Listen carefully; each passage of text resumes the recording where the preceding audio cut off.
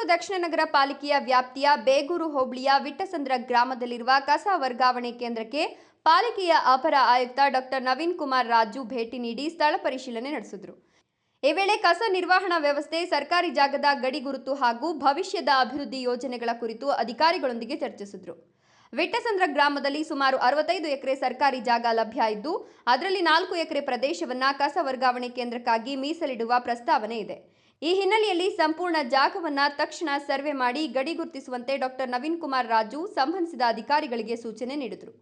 ಪರಿಶೀಲನೆ ವೇಳೆ ಕಸ ವರ್ಗಾವಣೆ ಕೇಂದ್ರದ ಸುತ್ತಮುತ್ತ ಹೂಳು ಹಾಗೂ ವಾಣಿಜ್ಯ ತ್ಯಾಜ್ಯವನ್ನ ಅನಧಿಕೃತವಾಗಿ ಸುರಿಯಲಾಗ್ತಿರೋದು ಗಮನಕ್ಕೆ ಬಂತು.